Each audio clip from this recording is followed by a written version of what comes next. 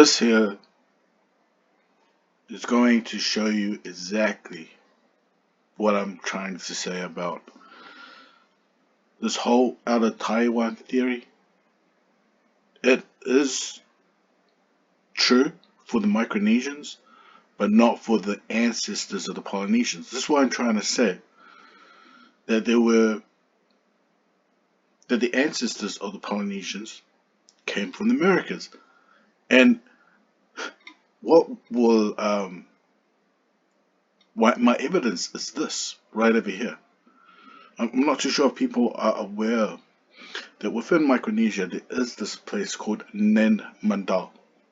I might study up more about this place.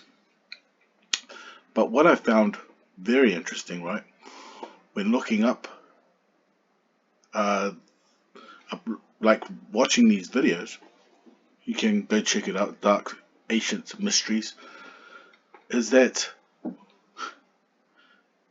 there was another race, a foreign race that were not from them.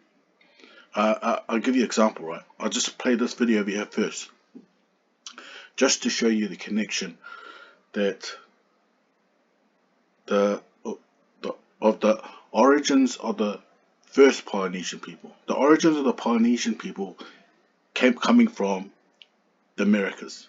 Here we go. He's just ugly. And you can check out the video right over here. Meta, whatever that name is, UK. Guru, this is his Mounds for the Dead book. He talks about these people, the Adena now, being large. He says two outstanding traits have been noted repeatedly for this group. One is the protruding massive chin. Chin, rocker jaw. So it's, if you look at the map over here, it's mainly around this region here. You'll see the connection, right? So we carry on. Bilateral protrusion. The second trait is a large size of males and females. A male of 6 feet was common. Some ended approaching 7. Look at that, 7 feet high. For example, the Dover and the Cresap Mound. Also, the women were more than 6 feet in height. Not only were the Adena people tall, but also the massiveness of the bones indicate powerfully built individuals. They're powerfully built people, massively built. You know, if you think about Polynesians, are they not massive, big people? And the more I research this, these American mound builders, they vanish. People do not know where they are. People do not know where this race went to, right?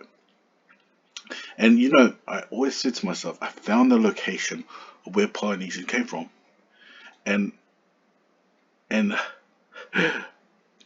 I went onto this site. I came up to this video over here, Universe Inside You, and these people are giving their point of view, but their point of views are making my point of view even more real.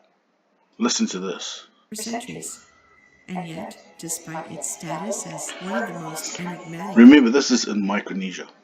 and unique ancient sites in the world, Watch most this. people have probably never heard the name Nan Nan Madol. Madal. There is perhaps a good reason for this.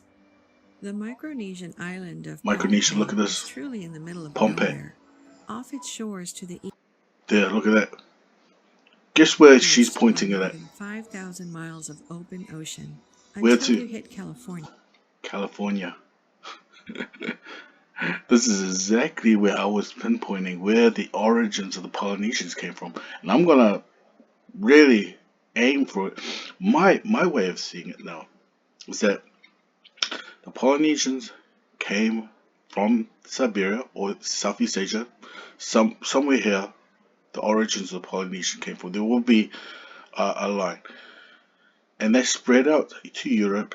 They spread out to some areas in Southeast Asia, but the origins of the Polynesian people traveled out through here into Siberia and populated these regions They came over here. There was 2 races of native Indians came into contact here into California, and they created They are the ancestors, the origins of the Polynesian people, right? And then they traveled right out into Micronesia, where two populations, the Austronesians and the Americans, came together. This is where you get the high class, the American Indians, and the lower class, the commoners, right? Watch this. While to the west, another 2,500 See that? miles of ocean to Manila in the Philippines. So, I'm not going to do that. So now we got that connection, right? That just shows. Your dad's golf handicap and your hung.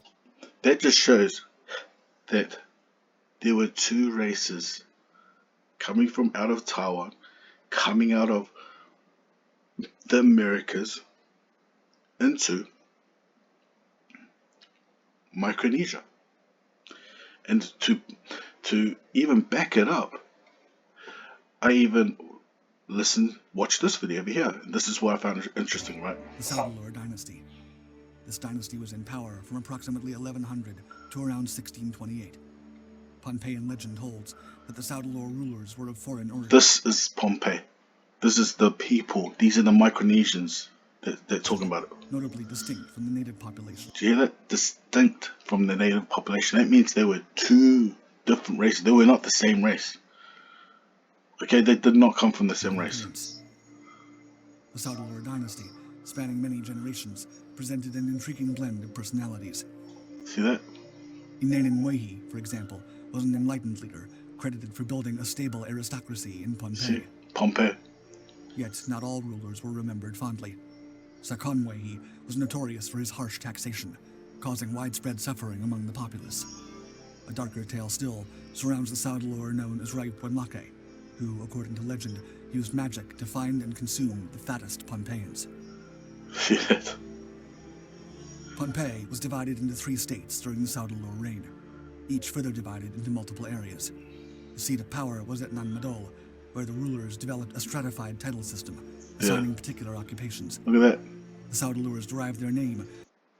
This is where you get the hierarchy within Polynesia.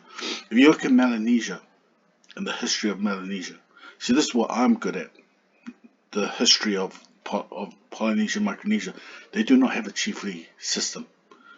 While you find here within Micronesia that these, whatever you may call it, this race, these native Indians, they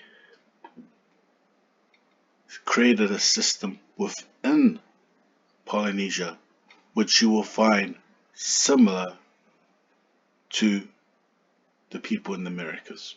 So if you want to do more research and read the videos for yourself, then just check out the names and you can just do your own research.